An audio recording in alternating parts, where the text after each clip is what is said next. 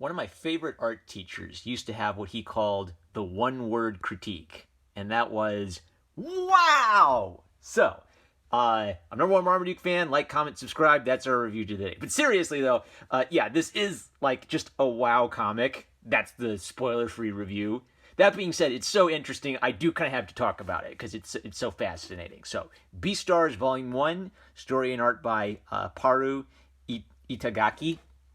Her first comic, I think, was 2016, and this is her first serialized manga, and she's just right out of the gate, winning big awards, getting an anime adaptation. So I've been seeing, people posting the GIFs of the anime online. I was interested because my thought was, it looks like someone took the basic idea of Zootopia, but actually did it right and didn't mess it up like Zootopia did. But it becomes clear in her notes that she's actually been thinking about this character for a long, long time. So I'll talk about this manga here, since this is the first volume. This is an animal manga that is a human drama. And I didn't just blurt out this contradiction because I'm nervous. And definitely 100%. She's using animal characters to tell this really fascinating human story. So, Paru Itagaki began her professional career as a manga author in 2016 with the short story collection Beast Complex, her first serialization. It's won multiple awards, including the prestigious 2018 Manga Taisho Award. So, based on her other commentary, it is clear she's been thinking about this character for years before Zootopia.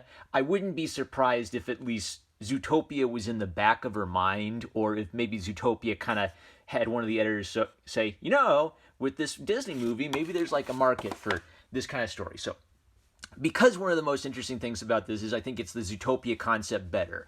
Let me say what I like and don't like about Zootopia. I love the animation of Zootopia. I love the character expressions and the body language. Nick Wilde is a very fun, easygoing character. I love the buddy cop aspect to it. And what's kind of sad for me about Zootopia is I feel like they had probably the most ingenious idea ever, but it didn't really get touched on in that movie, which is the idea of animals representing, if they're not directly representing race relations, they're at least representing social divisions. But in the Zootopia movie, it's kind of clear that they're using animal types as metaphors for different ethnicities, and there are stereotypes and sort of racist jokes that animals tell about each other.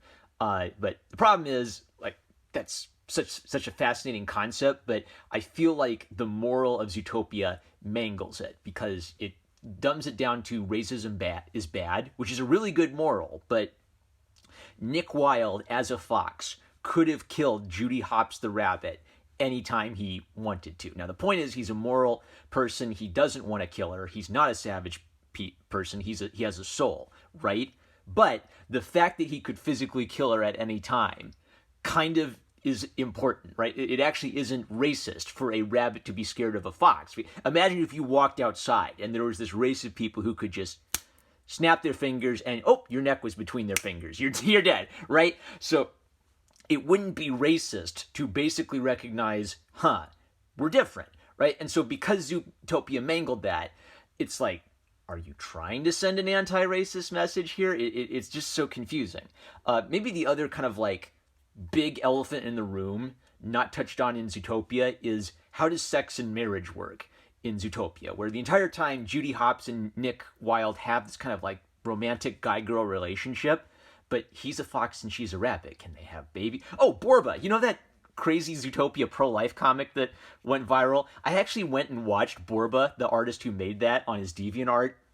I got a real kick out of that comic. I thought the art was so excellent. It was so weird and kind of perversely creepy. And he's actually a really nice guy. Like, he's an anti-communist. Don't get me wrong. He loves him some rabbit waifus. But anyone who's an anti-communist is pretty cool in my book. You go check out Borba and tell him number one Marmaduke fan sent you. He's a real cool guy, all right? So the reason I think Borba's comic went viral is it was really weird and kind of cheesy, but it also touched into like this big unspoken like question mark about Zootopia is, are we supposed to be interested in Judy Hopps and Nick Wilde as a romantic couple, and how would that work in this animal universe? So the genius of Zootopia is they're animal characters who are clearly supposed to be animals. Tom is a cat, Jerry is a mouse, they're not humanoid animal characters. There are also animal characters who are clearly just humans. Scrooge McDuck isn't really a duck. Scrooge McDuck is a billionaire explorer, gold hunter, anthropologist kind of guy. He just happens to look like a duck, but the fact that he's a duck almost never comes into Scrooge McDuck's character at all. The genius of Zootopia was it kind of, I guess there are other examples of characters who blur the line, like Bugs Bunny blurs the line because he lives in a hole and eats carrots, but he's very New Yorkese. But Zootopia blurred the line by saying, what if animal characteristics actually kind of had this social dimension to it, where you could use it as a metaphor for telling human stories. Beastars does that, but it doesn't tiptoe around either of kind of like these interesting, really deep, dark implications, where she's kind of basically, Paru Itagaki says, what if we tackle the racism angle head on and make that central? What if we tackle kind of the weird sexual taboo thing head on and make that a central question? Is it even possible for a wolf and a rabbit to be romantically attached to one another, given like this change in their natures? And what's beautiful is, as a result, because she also kind of like she has it more complex than just predators, one race, prey, another race. There are also other kinds of divisions within the society. So it actually makes the animal characters more of a general metaphor for division. Like you could say it's a metaphor for economic division, and a metaphor for class division, for religious division, for cultural division, for gender division, and also racial division. So on that level, I think it works fantastically. So let's just jump into it. So our main, spoiler. It's really, really good. Go read it without spoilers, all right? So, it starts with a murder. A alpaca is seemingly murdered by a predator. And unlike in Zootopia, in Paru Itagaki's world, predators actually have a deeply felt instinct to hunt prey, which means they have to control this all the time. So there's actually a really good reason, if you are an alpaca, to be scared of a big 6-foot-tall wolf with giant fangs who could rip you up. Like his instinct is actually to rip you up, but because he wants to be civilized, he doesn't want to do that. He wants to be a good person. And in the first little chapter, this is symbolized beautifully, where everyone suspects Lagoshi, this big 6-foot-tall gray wolf. Well, he must be the murderer, right? And he's acting weird. And what we kind of find out is that he's just a little socially awkward. He's kind of like, again, just like she said, this is animals telling a human drama. Lagoshi is kind of like that kid who's just gone through a massive growth spurt, and he's suddenly 6 foot tall, and it's like he's not used to being this big, huge man yet. He's still getting used to his body, so he does kind of awkward things that he doesn't realize intimidate other people, but he's actually a really kind-hearted soul. So, the little girl who obviously was worried that he was going to eat her and murder her, she misjudged him. He just wanted to tell her something important about their friend who died, and when he sees a flower, he walks around it because he doesn't want to step on it. That's a beautiful little visual metaphor of the character. Socially awkward, very sweet, judged by others because he's a wolf, but basically kind of used to that, and just trying to like endure life in spite of these social differences. So, as you know, it's not clear who the murderer is right away. That's still a building mystery. And as the social aspect of it becomes more complex, like I noticed that hippos are considered carnivores and rhinos are considered herbivores. Like, Are rhinos really worried about hippos eating them? But then there are other kinds of class distinctions too. Like dogs, essentially, all canine animals dorm together. You're kind of expected to hang out with your own kind. And then when you go to lunch, well, you might hang out with some cats because they're carnivores too, but you definitely don't hang out with the herbivores. But then in some of the social groups, then some of those boundaries break down a little bit. So Lagoshi's upperclassman is this deer. What's his name? I forget his name. So this upperclassman deer, he's prey, right? But he's basically learned through acting how to control his poise, his voice, his mannerisms, and his emotions to project extreme confidence. So what's interesting about him is the deer kind of has a sort of tough drill sergeant attitude where he's really tough on the underclassmen, but he's really trying to get them to give it their all and pour all of themselves into drama.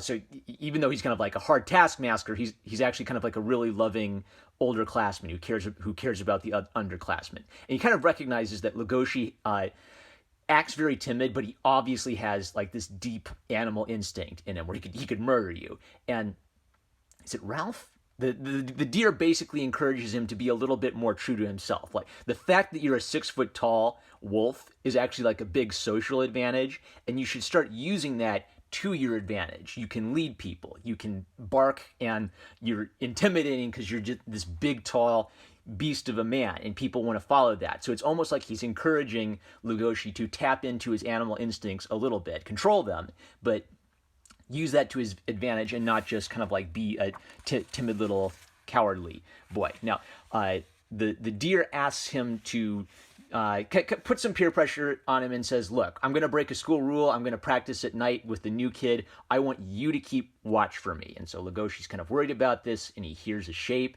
and he wonders, gee, maybe if I chase it, it'll run away. And then his animal instincts takes over. He sees the tiny little animal. He just grabs it in his arms. And it's like this great scene where as he's running towards it, everything gets sketchier and more shadowy. That's one of the things I actually like about this style. Like I said, it's a little bit of an awkward drawing style sometimes. But yeah, like here, it's a little awkward. It's not... Did I mention that already? There's like furry art. There's kind of cartoony Western art. There's kind of like Art Spiegelman style animal characters. This, I just feel like they're quickly referencing like real animal faces, but they actually do get some really good human expressions out of them. So I actually like this sketchy aspect of it. If that turns you off, I think it'll grow on you. And I think this is kind of like a young, like fresh out of the gate artist who's still trying to find her style, but she's using it to make really great, really expressive. The thing I really care about is, do I feel a connection to the characters through the art? And I think she definitely does a good job of that. But basically, Lagoshi's animal instinct kicks in, and he basically hunts her down. Is that the cat? I think it is, Cuddles.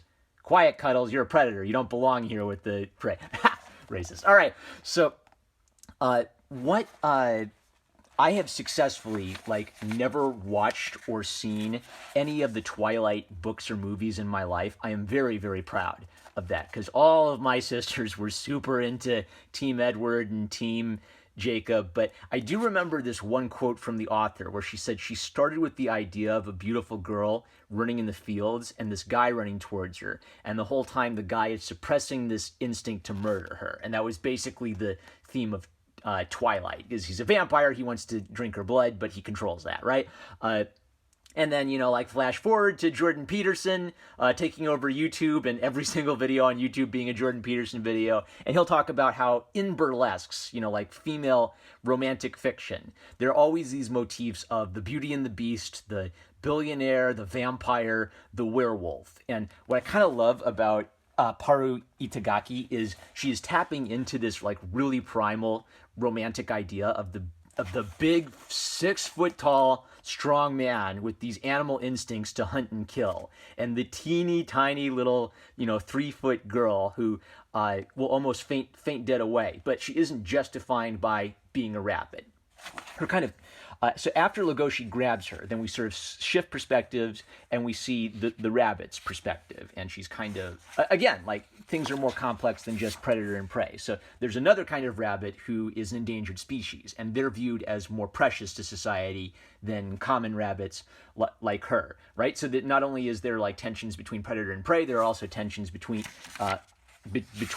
creatures of the same species. Now she's kind of she's being bullied because she's been falsely accused of being what's the word, a vamp. She's been falsely accused of trying to seduce people's boyfriends when she claims she was innocent and the guy came on to her, right? So she's feeling kind of ashamed and lonely because of this. And so what she admits is that all of her life, because she's small, she kind of gives off this vibe that people want to protect her, and she doesn't want to be protected. She wants to be perceived as a young adult woman who's not just a little plaything. She feels like every boy she's been with dumps her because she's not who they expect her to be in her soul, exactly what she looks like externally, right? So it's almost like this feminist thing where she wants to be perceived as a strong woman. And yet, when she encounters Lagoshi, he is almost like this force of nature to her, where she understands instinctively that he's going to eat her. She has to run away, and then he overtakes her in an instant and holds her tight. Now, what this is obviously kind of like hinting at is Lagoshi is seriously tempted to eat her, but that's also like a romantic metaphor for how the caveman, whams the girl over the head with a club and carries her to his cave. So he has this animal instinct he has to learn to control, because he's actually a very gentle soul and he hates seeing anything be hurt. So I think this is where kind of like the animal instinct of like the predator hunting the prey is being applied to a romantic, big, strong 6-foot man, teeny tiny little girl. It's inherently, what's amazing is it's not exactly romantic. It's terrifying. It's primal. That's what it is. It's less romantic and it's more primal. And then what's beautiful is Lagoshi has to overcome the temptation of giving in to his animal instincts to be civilized. And then later, towards the end, wouldn't you know it, she shows up again, and now the question is she going to tell on him about this? Is she going to get him in trouble? What's going to happen with this relationship? And I think the reason this doesn't feel creepy the way that a romance in Zootopia would feel creepy is that she's essentially, the author is essentially addressing the topic head on. Like, it feels a little taboo for a wolf and a rabbit to be together. So will they overcome like the social taboo of that kind of a thing? Jumping ahead, her character design notes are fascinating. I'm particular about these details. Fur on the side of his face, wide double eyelids. I pay special attention when I'm drawing his paws. When did you create this character? I already had ideas for a wolf character back in junior or senior high. Those were about a much more mature wolf, though. He told jokes. In my first concept, he worked as a doctor with a 16-year-old assistant. A surgeon with a young assistant. In the next version, I think I made him a stylist who worked in a Paris collection boutique. An artist. His appearance remained the same, but his backstory was always changing. He's extremely awkward and young in the manga version. I enjoy drawing him. And then all the little details about him. How did you come up with his name? There's an actor named Bela Lugosi who plays Dracula. Dracula, a vampire, in old movies. When I heard that name as a kid, I thought it sounded incredibly elegant, mysterious, and powerful. So I borrowed a little from his name. Is he modeled after someone? His face is based off the French movie actor Mathieu Amalric. I sometimes think of Kenichi Matsuyama when I'm drawing his body. Why a wolf? Wolves are big and strong but hunched over. I think they look cute when people make them the villains because they're always sneaking around. Wolves are familiar to us because they're similar to dogs. Look up images of wolves. You'll fall in love with them. You are so cute, Paru Itagaki, right? Like, she totally gets the appeal of the beast, big, strong beast type of character. But I love that is she subverting it? I don't know. I don't know what direction she's taking it yet, but it's so primal and so fascinating. I really am interested to see what she does with kind of like this classic big, strong guy, teeny tiny girl setup. And then she has like a little fun cartoon interview about what it's like for the animals and the little details you wonder about. Then she draws herself with her assistants, and what's interesting is her assistants are older than her, so she refers to them as sensei. So I just thought that was fascinating, like all the little details of what it's like to work there, watching Hulu. Master Panda works so fast his paws are a blur. Flamingo artist Momoya. Well, they don't have their names. Okay, extremely hyper Master Panda, Kaku Mitsu, Flamingo artist Momoya. I hate when they don't like credit the assistants in the manga because I feel like they're a big part of the artistic production. When I inspect the art these two have worked on, it's so good I could sell it. That's how I truly feel. I'm so appreciative of them. A young female manga artist just breaking out, getting her first hit. This is great. So in spite of kind of like maybe like the wonkiness of some of the drawing, I think it's very expressive. It's very good at telling the story.